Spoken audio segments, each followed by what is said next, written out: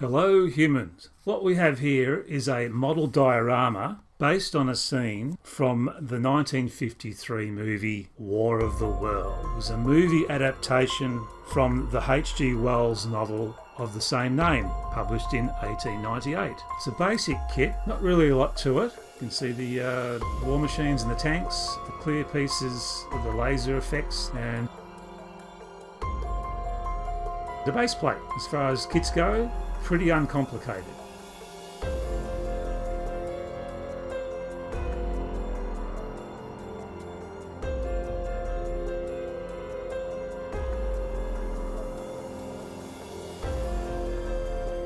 In the instruction manual, you can see the pieces you have to put together. There's not a lot to it, pretty basic. I think most of the work's going to be in the painting. Should be good fun anyway, so let's get to it, shall we?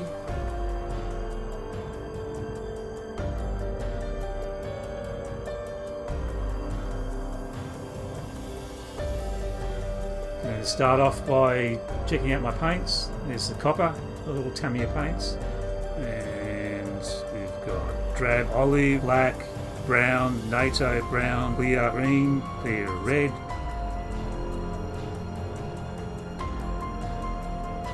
clear orange,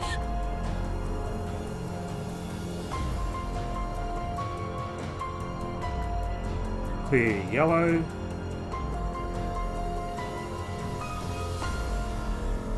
and extra thin cement.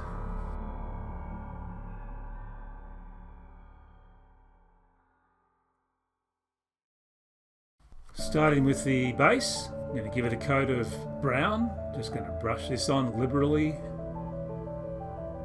until it's pretty much all coated. Just leaving the raised areas because I'll be doing those in a different colour anyway.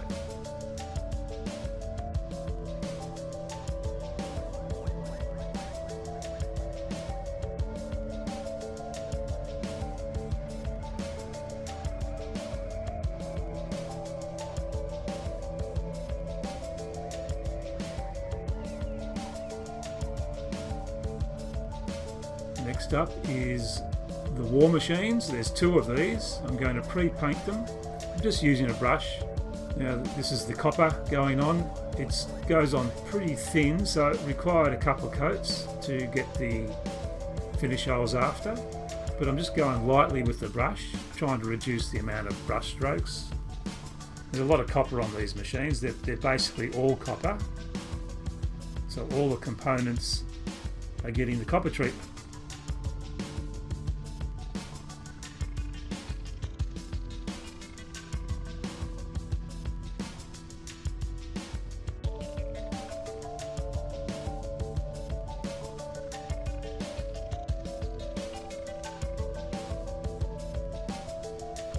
These are the two halves, the top and the bottom. They just basically snap together. I didn't even use any glue for this process because it was pretty tight and they're not going to come apart easily. Anything that doesn't require glue in my book is good because I'm just too messy with this stuff. With the exposed grey areas that can still be seen, they'll be painted later.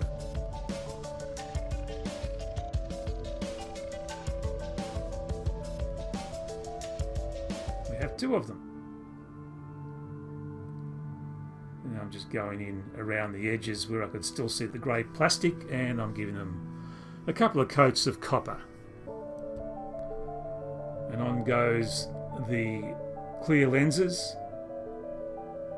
I'm using glue for this process. The extra thin's great for this because it's not very messy at all. I did notice these clear pieces that go on the external fins, there's a left and a right, so you've got to be careful which one you choose. They don't quite fit properly otherwise.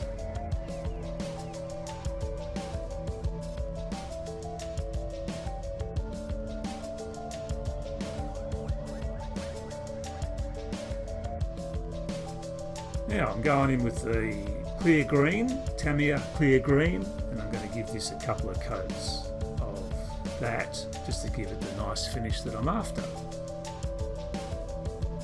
Being very careful not to get it on the copper.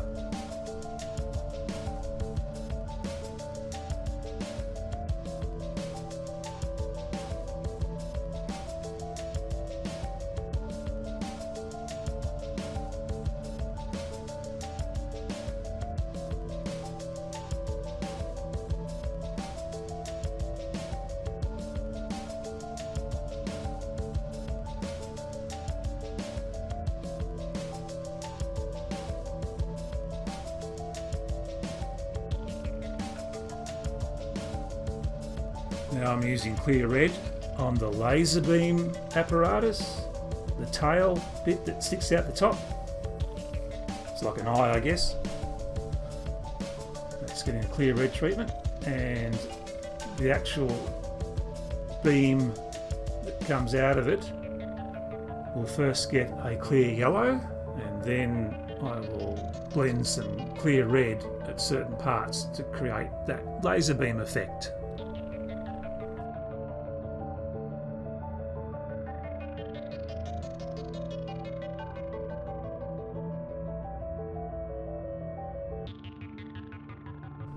So just with a gentle dabbing motion, I'm just blending it in with the yellow, and the same on the explosive area, just giving it that fire effect. Just makes it a little bit more realistic.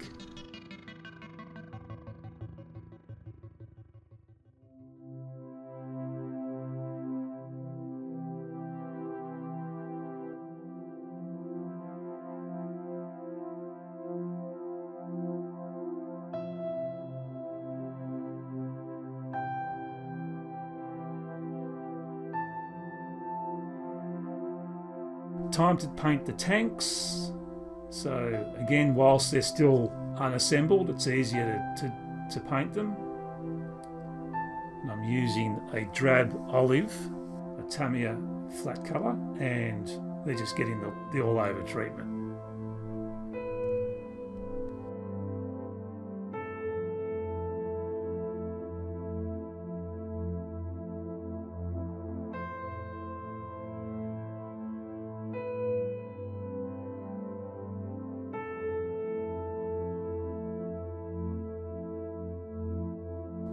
Now for the tracks, I'm giving it a chrome silver. I didn't actually feature this colour in the colour palette that I displayed at the start. There's a couple others that I forgot, but I'll let you know what they are as I'm going along.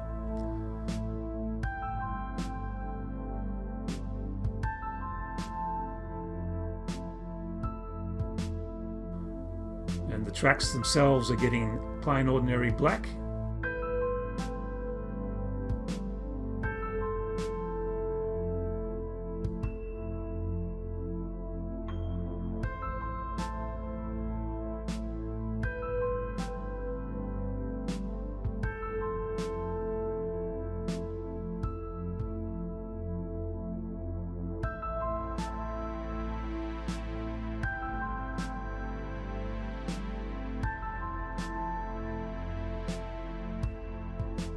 So using my Tamiya extra thin cement, I'm just going to glue the tracks to the bottom of the tank.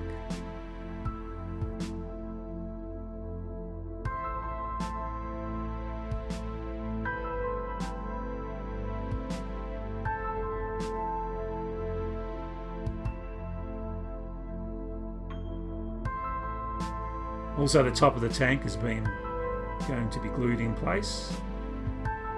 It's a bit of a snug fit, but I don't see me posing it in any other way, so I'm just making sure which is the front. I don't want to put it on back to front. And that's basically it for the tanks. As I said, it's a very basic kit.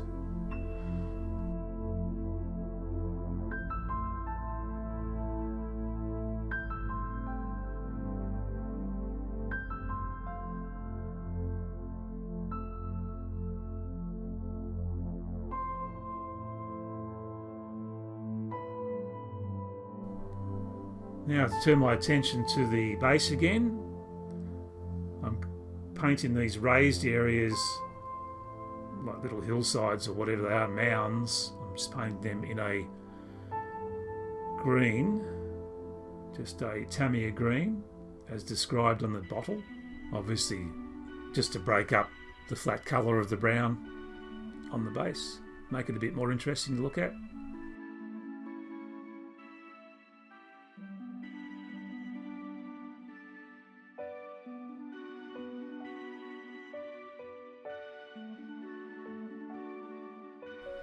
Now I'm going over some of the raised areas with a Tamiya buff, just dry brushing it, just to give it an extra dimension so it doesn't look quite so flat.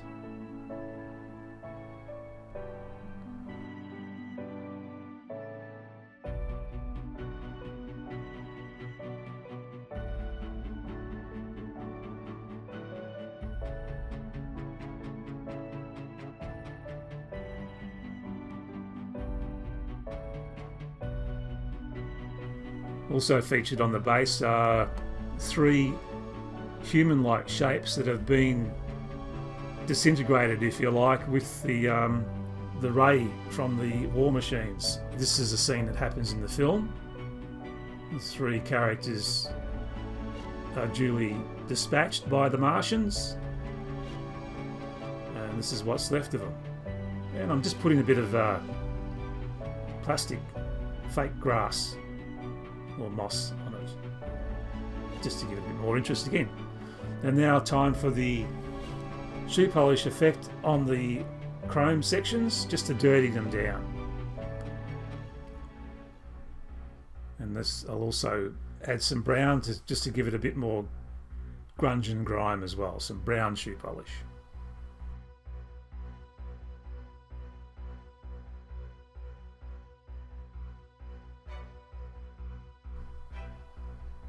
The tanks are getting a bit of a dirtying down, weathering effect with the shoe polish as well.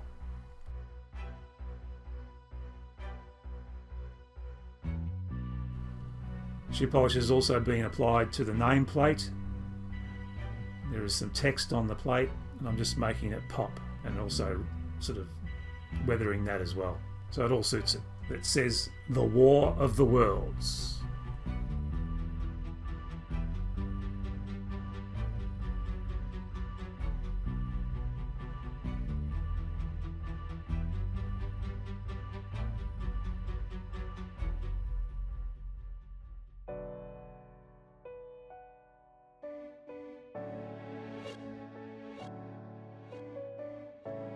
And I'm just giving a scorched earth effect around the unfortunate humans that were disintegrated by the Martians. And this also makes them stand out more on the base plate as well.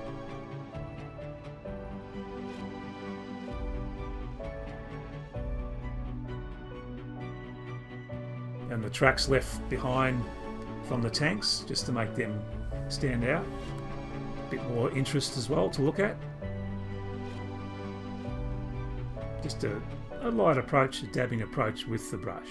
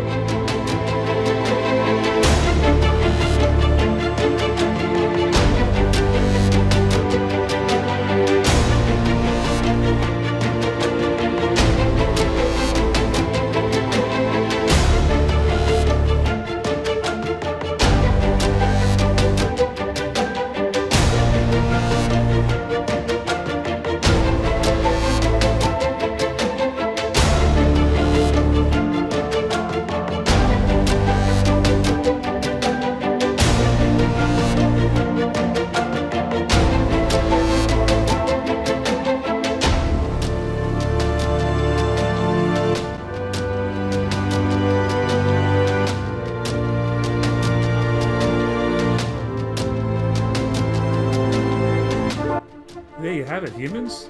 Basically that's it once it's all put on there and assembled. I hope you think it's quite effective. It's not a big set, it's not a complicated set. Most of the work was in the painting. In any case, I hope you enjoyed it, and thanks for watching, and I'll see you sometime in the next one. This is Retro Rocket Man, over and out.